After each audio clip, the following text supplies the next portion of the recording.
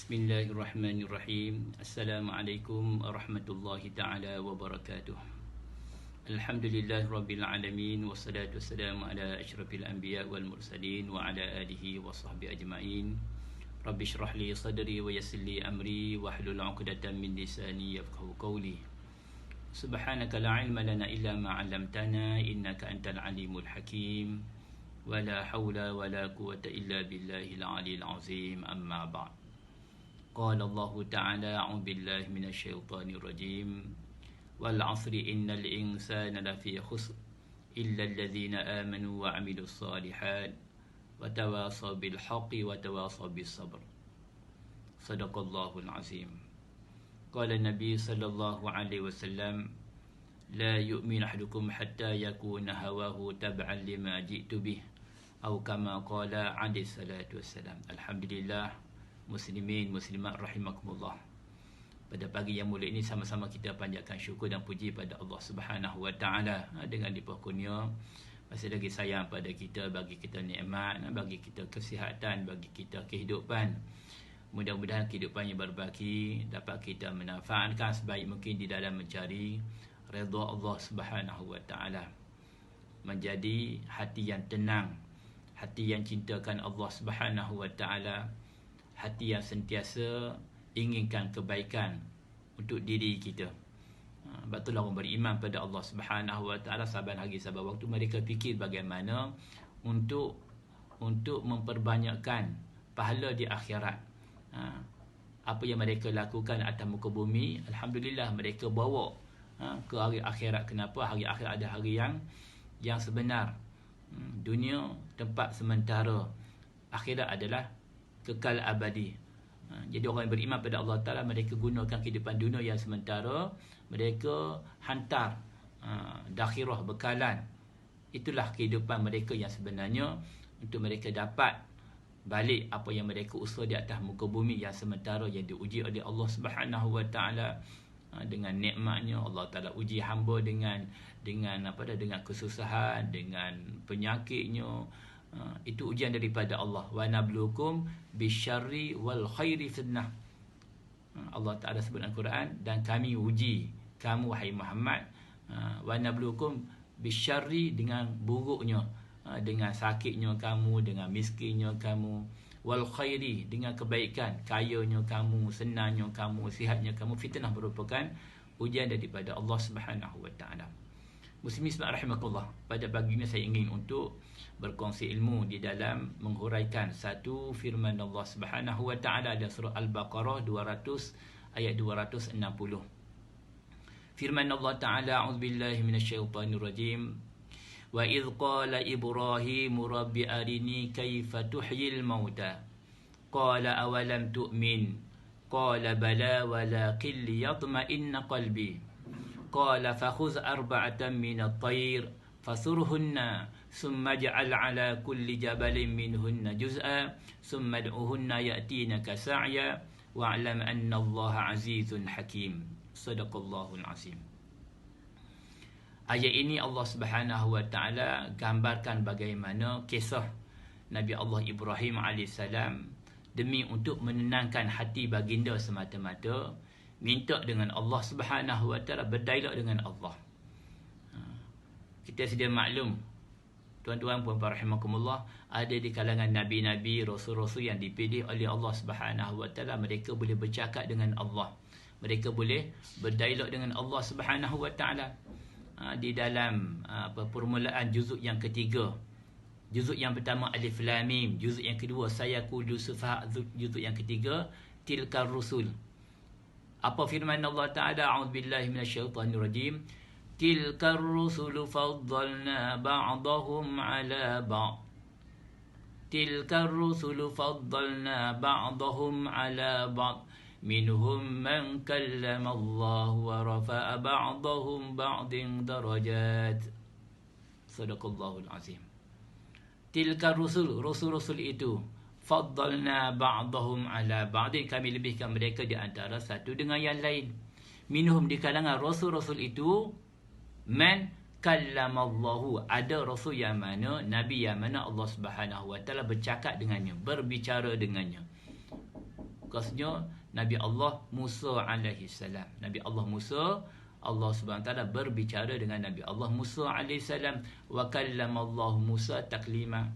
Demikian juga Nabi sallallahu alaihi wasallam, Allah taala angkat baginda Mi'raj ke Sidratul Muntaha, terima perintah ibadat solat 5 waktu antaranya.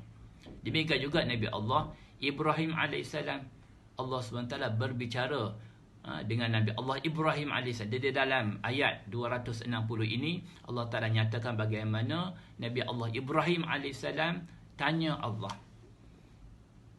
wa iz qala Ibrahim, dan ingatlah wahai tak kala mana berkatalah Nabi Allah Ibrahim, Rabbi wa ya Allah arini kaifa tuhyil mauta, wahai Allah tunjukkan kepadaku, arini tunjukkan kepadaku kaifa tuhyil mauta, bagaimana kamu hidupkan orang yang mati. Kemudian Allah Taala tanya balik, qala awalam tu'min, wahai Ibrahim adakah kamu tidak beriman dengan aku? Qala bala, jawab Nabi Allah Ibrahim AS, wahai Allah, qala bala, bahkan wahai Allah aku beriman, betul-betul beriman dengan kamu, tetapi walakin, tetapi liyatma'inna qalbi, semata-mata untuk menenangkan hati aku. Wahai Allah, aku minta dengan kamu supaya perlihatkan kepada aku bagaimana kamu hidupkan orang mati. Bukan aku tidak yakin, bukan aku tidak beriman, tidak, tapi semata-mata walakin liyatma'inna qalbi, untuk menenangkan hati aku supaya aku lebih yakin dengan kamu, lebih maknanya menambahkan iman aku, takwa aku tentang betapa hebatnya kamu wahai Allah. Kemudian Allah Subhanahu wa taala, tuan-puan, perintah Nabi Allah Ibrahim alaihissalam. Qala, Allah Taala sambung lagi berfirman, wahai Ibrahim, fakhudh arba'atan minat thair, wahai Ibrahim, fakhudh, ambillah arba'atan minat thair, 4 ekor burung. Arba'atan minat thair, ambillah 4 ekor burung. Sebahagian ulama berpendapat menyatakan bahwasanya apakah burung-burung tersebut? Fakhudh arba'atan minat thair, ambillah 4 ekor burung. Ada yang menyebut burung merpati, burung gagak, burung merak dan ayam jantan. Ini di antara pendapat di kalangan ulama. Saya ulangi, merpati, gagak, burung merak dan ayam jantan. Arba'atan minat, ambil 4 ekor burung. Fasuruhunna, kamu cincang, kamu ikat, kamu cincang. Summa ja'al ala kulli jabalin minhunna juz'a, kemudian wahai Ibrahim, kamu ambil 4 ekor burung tadi, kamu ikat, kamu sembelih, kamu cincang, buat dengan apa dah, 4 tumpukan. 4 ekor burung kamu sembelih dan buat 4 tumpukan. Summa ja'al ala kulli jabalin minhunna juz'a, kemudian kamu letak di atas setiap gunung. Disebut juga di sana ada 4 buah bukit, 4 buah gunung. Wahai Ibrahim, daripada cincangan kamu tadi, burung yang 4 tadi kamu cincang, satu kelompok, satu tumpukan, bagi 4, dan kamu letak sebahagian yang 4 tadi kepada 4 buah gunung. Ada juga pendapat ulama menyatakan 7 buah gunung. Ada pendapat yang menyatakan 7 buah gunung. Wahai Ibrahim, fakhudh arba'atan minat thair fasurhunna summa ja'al ala kulli jabalin minhunna juz'a, kemudian letaklah di setiap gunung. Di sini Allah Taala tak sebut sama ada 4 buah gunung ataupun 7 buah gunung, tetapi yang jelas hanyalah 4 ekor burung. Wahai Ibrahim, ambil 4 ekor burung, kamu sembelih, buat satu tumpukan yang besar, kamu bagi 7. Di sana ada 7 buah gunung. Wahai Ibrahim, ambil 4 ekor burung, kamu buat satu tumpukan yang besar, kamu cincang, dan kamu letak atas 4 buah gunung. Nampak? Fasuruhunna summa ja'al ala kulli jabalin minhunna juz'a. Wahai Ibrahim, summa ud'uhunna, kamu panggil, kamu seru. Naik gunung, letak, turun balik, panjat gunung, letak, turun balik, satu gunung dengan satu gunung yang lain.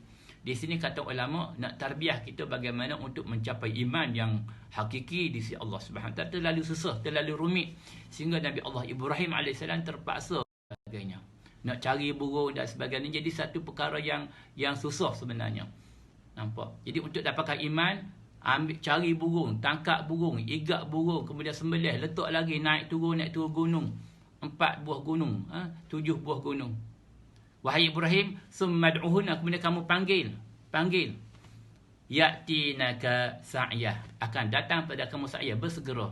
Disebut juga Nabi Allah Ibrahim AS memegang kepala ke-4 ekor burung. Burung meroknya, burung merpatinya, ayam jantannya, burung gagaknya berada di dalam genggaman Nabi Allah Ibrahim AS. Wahai Ibrahim, ud'uhunna, kamu panggil. Ya'tinaka, akan datang pada kamu dengan bulunya, dengan dagingnya, dengan kaki dan sebagainya mencantum, dan wujud di depan kamu seekor burung yang sempurna. Burung gagak datang pada kamu, burung merok datang pada kamu, merpati datang pada kamu, ayam jantan datang pada kamu. Wa'lam anna Allaha azizun hakim. Wahai, ketahuilah sebenarnya Allah Ta'ala aziz, maha perkasa, hakim, maha bijaksana di dalam pentadbiran Allah Subhanahu wa Ta'ala. Nampak dalam ayat ini mengajar kita bagaimana Nabi Allah Ibrahim AS demi semata-mata untuk menenangkan hati baginda Ibrahim AS, maknanya minta kepada Allah Ta'ala. Di sini disebut juga ainul yaqin dan hakikul yakin. Disebut juga mana ainul yakin, nak yakin dengan mata, nak tengok dengan mata lendir dia. Ainul yakin. Satu, keyakinan dengan mata, nak tengok sendiri, dan Allah Ta'ala tunjukkan Nabi Allah Ibrahim AS bagaimana Allah Ta'ala ciptakan segala-galanya daripada cincangan, letak di atas 7 buah gunung, 4 buah gunung, datang. Subhanallah, mengajar kita betapa hebatnya Allah Subhanahu wa Ta'ala, dan semata-mata di dalam kisah ini bagaimana Nabi Allah Ibrahim demi untuk tenangkan hati baginda, dia minta kepada Allah Subhanahu wa Ta'ala untuk diperlihatkan, arini kaifa tuhyil mauta. Rabbi, wahai Allah, arini, tunjuk kepada aku bagaimana kamu hidupkan orang mati. Dialah Allah Ta'ala yang menciptakan, menghidupkan, yang mematikan, yang menghinakan, yang memuliakan, bagi kita penyakit, bagi kita obat, supaya kita usaha. Tawakal kita, yakin kita bukan kepada kebendaan, bukan kepada makhluk, tetapi la ilaha illallah, tiada Tuhan yang berhak disembah, yang layak disembah. Tidak ada yang bagi manfaat, tidak ada yang bagi mudarat, tidak bagi kemuliaan, tidak ada yang bagi kehinaan, yang menjatuhkan, yang menaikkan, illallah, kecuali Allah Subhanahu wa Ta'ala. Kalimah tauhid, itulah asas iman, ialah yakin kita. Asas iman adalah maknanya ma'rifatullah. Itulah kita dengar selalu ulama-ulama kita sebut awaluddin ma'rifatullah. Seawal-awal agama, kenal Allah Subhanahu wa Ta'ala. Bila kita kenal Allah, takut kita kepada Allah Ta'ala, dia suruh kita akan usaha untuk datangnya redha Allah Ta'ala. Bila Allah Ta'ala redha pada diri kita, insya-Allah Allah Ta'ala akan datangkan rahmat, datangkan keberkatan, datangkan rahmat, berkat dalam hidup kita. Walaupun benda yang sedikit, rezeki yang sedikit, tapi mencukupi. Kenapa? Adanya keberkatan dalam hidup kita. Minta maaf jikalah rezeki kita banyak, kita orang kaya, kita ada kedudukan, tapi tidak ada berkatan di sisi Allah Subhanahu wa Ta'ala, maka kita nampak dia subhanallah, elok, kaya-kaya, tapi dalam hatinya kosong.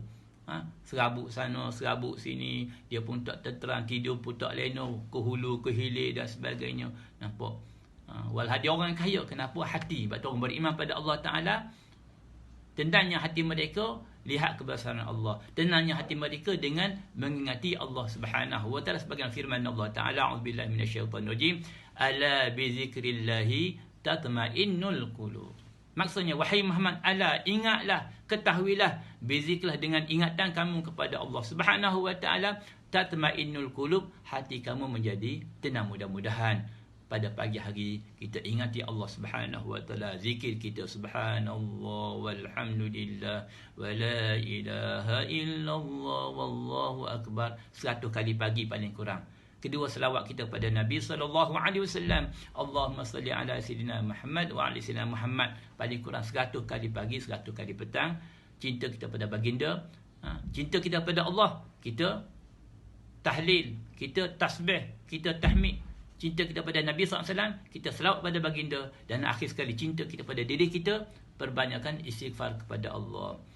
Astaghfirullah, innallaha kana tawwaba. Paling kurang, mudah-mudahan kita mendapat rahmat daripada Allah Subhanahu wa taala. Yang baik daripada Allah, kurang daripada kalimat saya. Wabillahi taufiq wal hidayah. Wassalamualaikum warahmatullahi taala wabarakatuh.